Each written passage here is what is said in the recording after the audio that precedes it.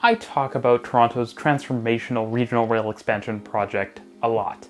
And let's be honest, it often feels like it's just a lot of plans and no action. Unless you regularly watch the channel, that is. But anyways, on Tuesday, April 4th, one of the biggest, most exciting, and most visible infrastructure projects that will help carry electric regional rail trains through Toronto actually opened. And of course, I woke up at an ungodly hour to take it for a spin. This is RMTransit, a channel about public transportation around the world and in Toronto. The Davenport Diamond is an at-ground-level rail junction where the Canadian Pacific Freight main line through Toronto crosses the GO Transit Barrie rail line, which carries passengers throughout Toronto and to points north. It's actually one of the busiest rail diamonds that exists in North America, with regular CP freight trains moving back and forth and GO trains running every hour in both directions for most of the day. And plans for GO to ramp up to trains every couple of minutes, sort of like Thameslink in London or the S-Bahn in Berlin. So the Diamond had to go, and the solution was a guideway, sort of like the elevated structures you see on a system like the Vancouver SkyTrain. A tunnel could have worked here, but it had two major issues. For one, tunnels are expensive and take a lot of time to build, and GO would like to start running more trains sooner than later. The second issue is grades. You see, along the route of the Barrie line, at least in this area, you're generally going uphill. And since trains have a maximum grade, if you use a tunneled approach where you have to get underground before you can start climbing with the land around you, then you have to make the tunnel much longer than with an elevated guideway that can start climbing along with the ground level.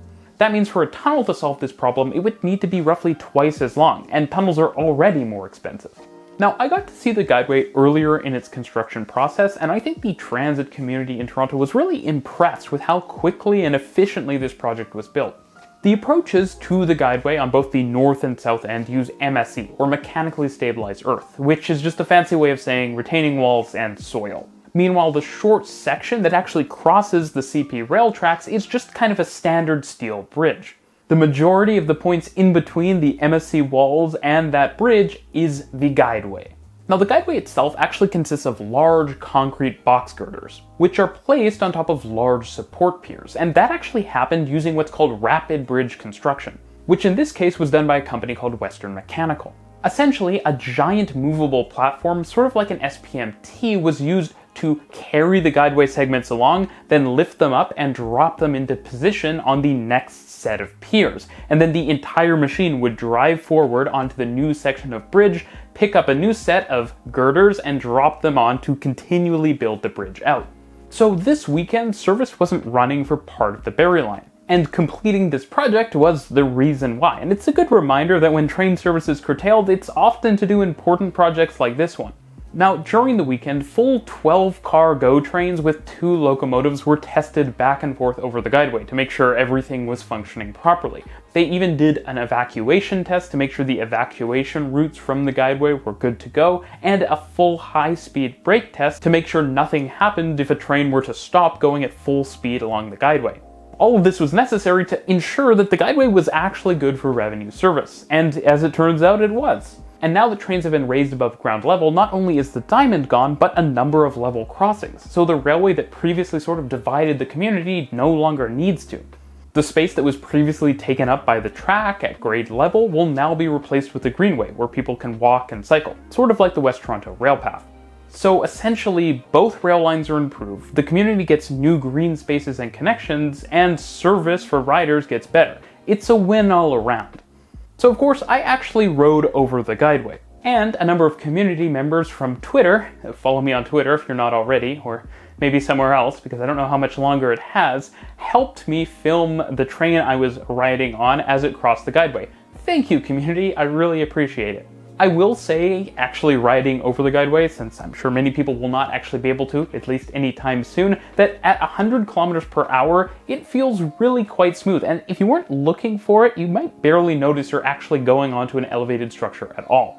And that's great, because trains aren't very loud and they aren't around for very long. So anyone locally concerned that the Guideway was going to have some big negative impact, I think can put those concerns to rest. So without further ado, let's actually take a look at the video. Thanks for watching.